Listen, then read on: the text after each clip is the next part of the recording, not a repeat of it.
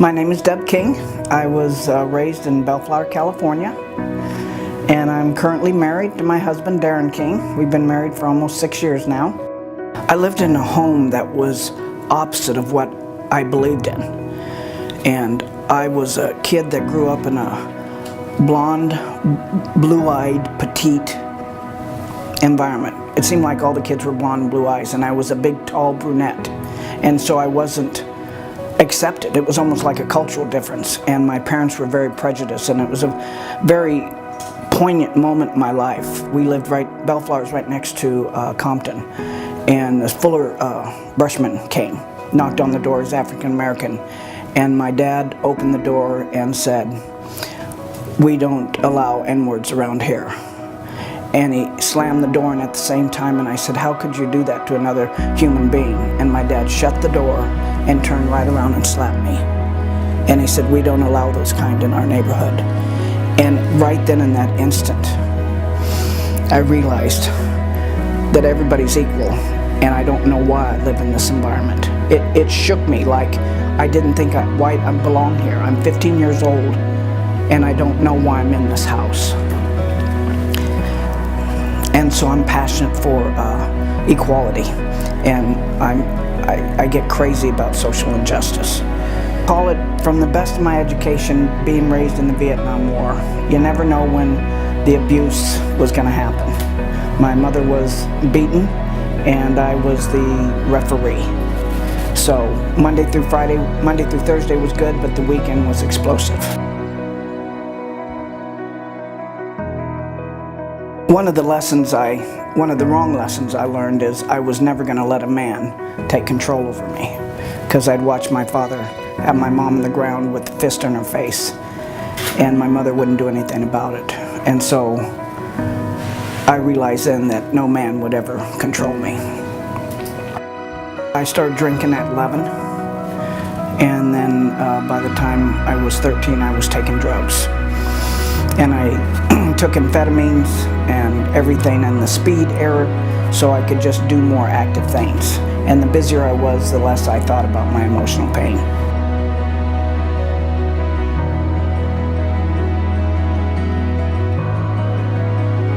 I was the abused, but I would be very aggressive with my friends or with my employers. I'd be very aggressive. And it turned out good for a while because I was in aerospace in an all-male environment. So it helped me then, but not with relationships. I was a very angry woman. I was married 2 times before in very abusive, emotional and physical abusive relationships. And I would take drugs to soften the blow in my mind. I knew it was wrong how I was behaving, but I didn't know another way. I was functioning until I wasn't, and I was married to my first husband still, and I'd always had set limits, and my limit was I would never shoot heroin. And I got to the point where my stepson shot up a 8-ball heroin and speed mixture, and I loved it. I loved it so much I knew if I continued I'd die. In that moment, I knew I'd die.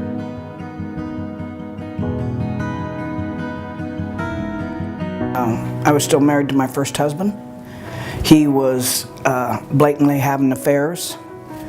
He was a Hispanic man, and my parents were very prejudiced, and so they didn't approve of the marriage to begin with. And so I thought I had to keep it working.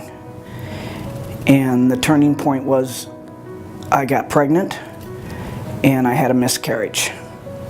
And I realized then there was nothing else left. And I was so angry because my first husband didn't care that I called his stepson and said, "Get me something."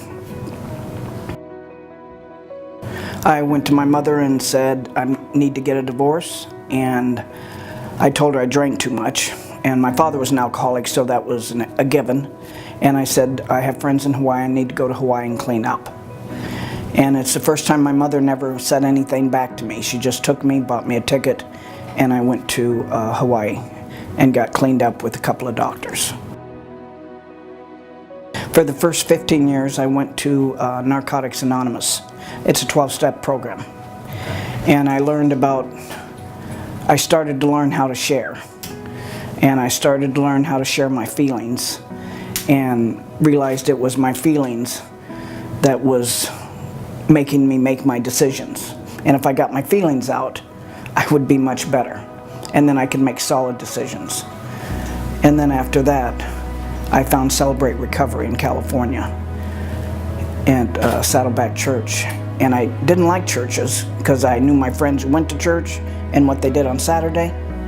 But I found this church and I thought, if this church allows drug addicts to come on their campus, it must be something. And from there I accepted Jesus as my Lord and Savior, and that started to soften my heart. And that's when the angry woman started to leave. The people that I counsel are people that come from prison. And I believe that everybody needs to be seen and everybody needs to be heard. And nobody's a throwaway. So I focus on those that people want to turn their heads away from. And so I specifically go to jobs that deal with this clientele. Because everybody can change. And when you come from prison, you're not fed that. You're not given that. And I like to let people know that everybody can change. I want to do whatever I can to allow people, those that shouldn't believe they shouldn't be seen or shouldn't be heard, to give them an opportunity to have a voice. I never had kids, but I raised my grandsons from my first marriage. And it showed them that you can change, that your environment doesn't have to dictate your future. And that was huge because my grandsons came from so I showed them daily, look, you don't have to react emotionally. You can deal with it logically and find other avenues to deal with your emotions.